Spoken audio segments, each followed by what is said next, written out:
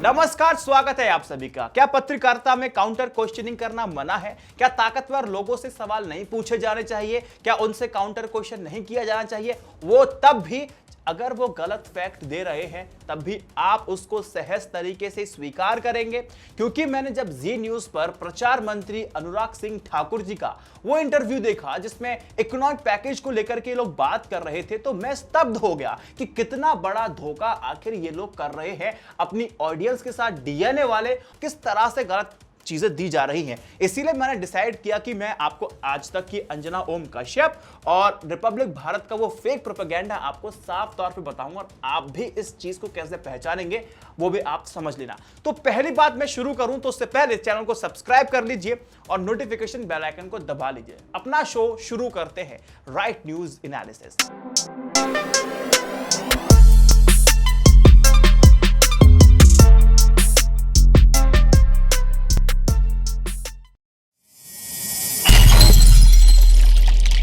अनुराग सिंह ठाकुर जी पहली बार यह कहते हैं कि पहले देश के अंदर पीपीई किट नहीं बना करती थी, अब डेली के हिसाब से 5 लाख से भी ज्यादा पीपीई किट बन रही हैं।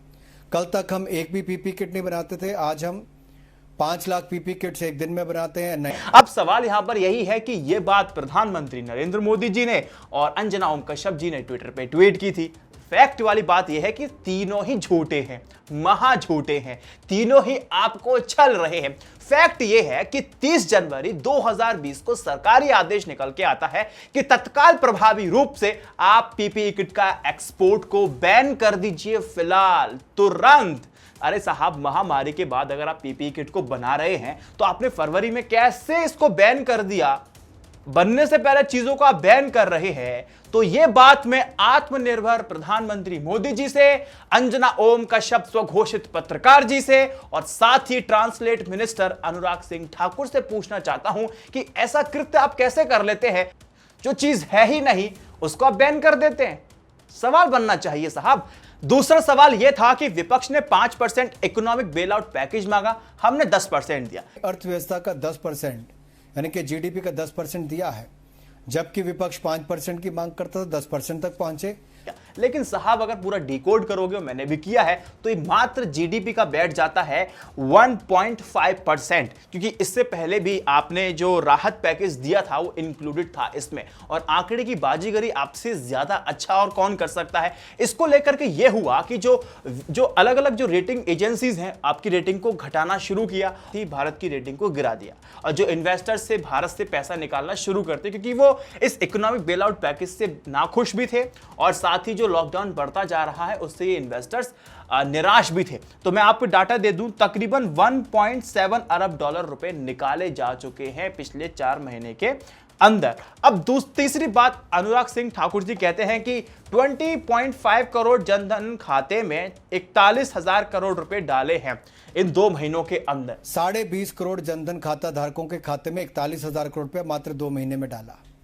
बात सही है, मैं मानता हूं सुधीर चौधरी जी का काउंटर होना चाहिए था, लेकिन वहां उन्होंने नहीं किया। तो मैं आपको यहां बता दूं कि बात सही है, आपने ट्रांसफर किए हैं। जब 500 रुपए आपने इन जनधन खातों में ट्रांसफर किए तो सवाल यहां पर यह बनता है कि ट्रांसफर करने के बाद उनकी निकासी हुई या नहीं हुई। अब इस बात को आरबीआई गवर्नर शक्तिकांत दास जी मानते हैं, माना भी है कि 46% लोग ऐसे हैं जिन्होंने इस ट्रांजैक्शन को किया है, यानी कि 500 रुपए अपने अकाउंट से निकाले हैं। अब इसमें सरकार भी चिंतित है, आरबीआई को भी समझ में नहीं आ रहा है कि अब क्या करें। आरबीआई ने यह बोला कि हमने जब पहला इकोनॉमिक बेल आउट पैकेज दिया था तो हमें इसमें उम्मीद थी कि लोग इसको निकालेंगे नहीं, लेकिन जब दूसरा बेल आउट पैकेज दिया तो हमें उम्मीद थी कि ये जो आंकड़ा है बढ़ेगा और ज्यादातर लोग पैसे निकालेंगे, इसको खर्च करेंगे। लेकिन नहीं, लोगों ने ऑप्ट क्या किया कि जो पैसे सरकार की तरफ से आए, बल्कि ये देखेंगे आप सिर्फ 500 रुपए एक छोटी सी रकम है तो उसको भी लोग बचा रहे हैं। अब इसको लेकर सरकार और आरबीआई गवर्नर दोनों ही चिंतित है कि अब होगा क्या। और दोस्तों सेम हाल है बिल्कुल मनरेगा में भी। सरकार पैसे दे रही है लेकिन पैसे को लोग नहीं निकाल रहे हैं।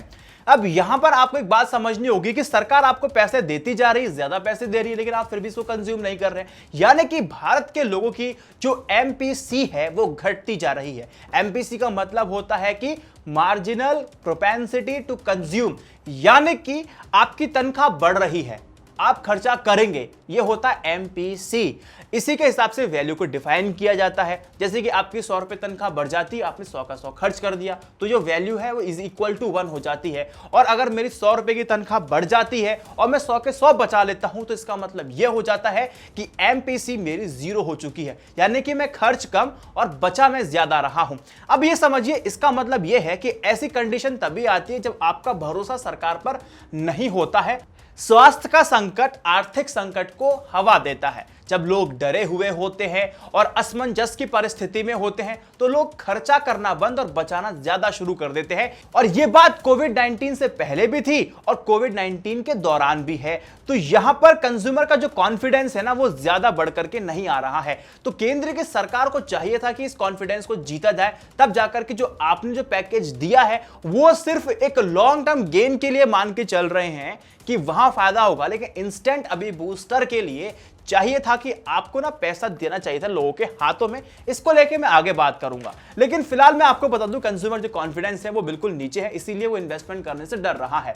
जब तक हमारी डिमांड नहीं बढ़ेगी, तब तक हमारे जो इकोनॉमी का, जो हमारे अर्थव्यवस्था का जो चक्का है वो जाम ही रहने वाला है। क्योंकि जब लोग बचाना शुरू करेंगे, जब उसको खर्च नहीं करेंगे, जब मांग नहीं होगी, तो सिंपल तौर बात है जो बिजनेस हैं वो ठप पड़ेंगे। जब प्रोडक्शन नहीं होगा, प्रोडक्शन नहीं होने के बाद तो भैया कहां से वो लोन लेंगे और कितनों को वो नौकरी देने वाले। जब नौकरी नहीं देंगे तो कुल मिलाकर के आप समझ सकते हैं वो परिस्थिति बिल्कुल नहीं सुधरने वाली है। एमएसएमईज की भी बात उन्होंने की थी अनुराग सिंह ठाकुर जी ने, वो भी मैं आपको बताऊंगा इससे जोड़ करके। लेकिन इसका हम सेकंड साइड भी ये समझ ही चले कि पॉजिटिव तरीके से लेते हैं कि लोग अभी खर्च क्यों नहीं कर रहे हैं।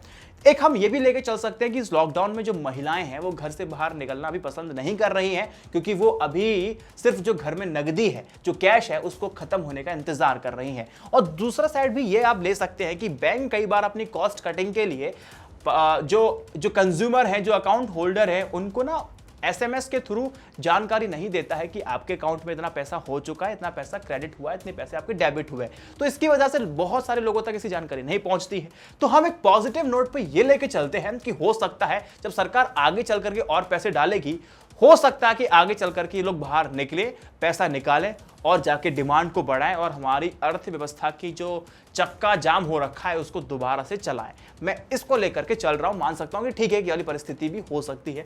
पिछले पॉइंट से अगर आप जोड़ करके एमएसएमईज के इस पॉइंट को देखेंगे तो आपको समझ में आ जाएगा। सरकार ने बोला कि एमएसएमईज को जो हम इनके गारंटर हैं, तो सवाल यहां पर यह बनता है कि हाँ, आपने बोला कि हम इनके गारंटर हैं, लेकिन जब हमारी इकोनॉमी में डिमांड नहीं होगी तो व्यक्ति कोई एमएसएमई जाकर के लोन क्यों लेगा? क्योंकि आप ब्याज माफ नहीं कर रहे हैं, ब्याज तो उसी गति से बढ़ेगा। 10 रुपए का 1% कितना होता है, 20 रुपए का 1% कितना, 10,000 का 1% कितना, 10 लाख का कितना होता है और 1 करोड़ का 10% कितना होता है। आप निकाल लेंगे तो जो अमाउंट है ना, जो ब्याज का, बहुत ज्यादा बढ़ जाता है। तो सवाल यही है कि जब कंजम्पशन नहीं बढ़ेगा, डिमांड नहीं बढ़ेगी, तो अगर ये लोन ले भी लेंगे तो ब्याज भी अपनी उसी स्पीड से आगे बढ़ेगी।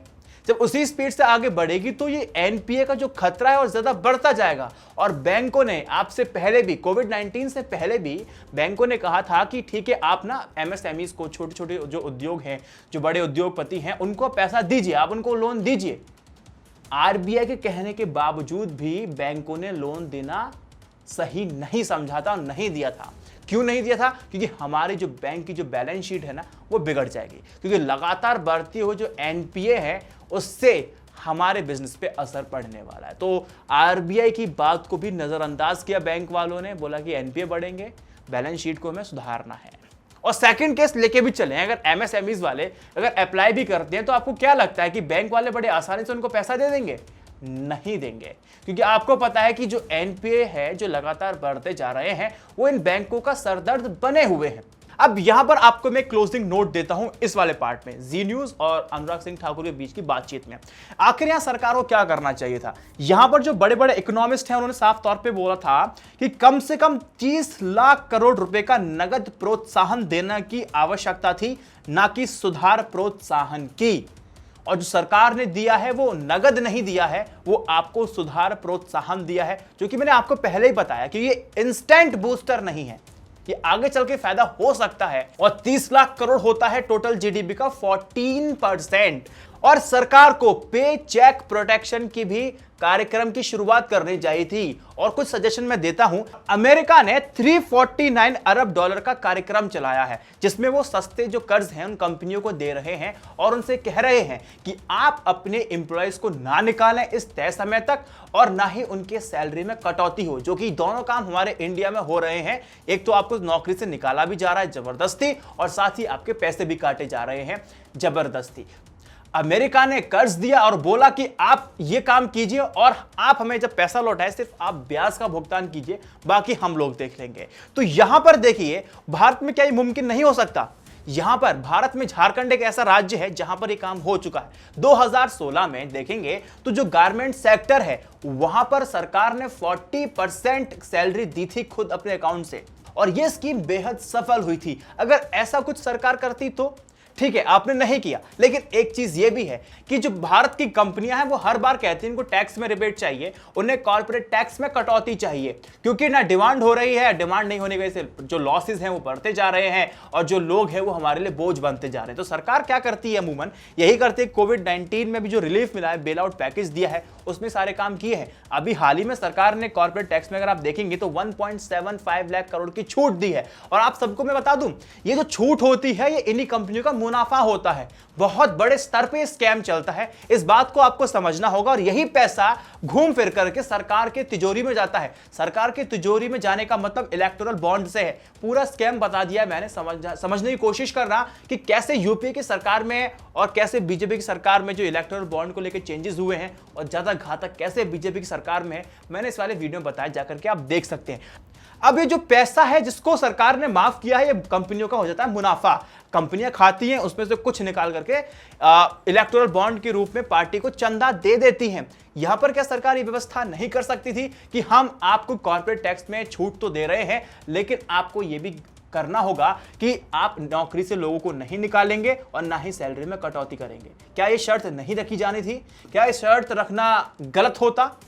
आप मुझे कमेंट सेक्शन में बताइए, समझने की कोशिश करूंगा मैं आपके साथ, बताइएगा जरूर। आप ये देखिए अंजना ओम कश्यप से स्मृति ईरानी जी ने क्या बोला है। सबसे पहले मैं आपको याद दिलाना चाहूंगी कि जब लॉकडाउन की घोषणा हुई थी तब सरकार की प्राथमिकता थी कि जो गरीब है वो भूखा ना सोए, इसीलिए 1,70,000 करोड़ का एक पैकेज प्रधानमंत्री गरीब कल्याण योजना के तहत घोषित किया गया। 3 महीने का राशन 80 करोड़ नागरिकों तक पहुंचाने का प्रयास भारत सरकार ने किया। उसमें प्रदेश की सरकारों का सहयोग मिला। साथ ही सरकार ने 20 करोड़ महिलाओं को देश में उनके बैंक के खाते में 3 महीने तक डीबीटी के माध्यम से पैसा पहुंचाया। अंजना ओम कश्यप ने कोई भी सवाल नहीं किया।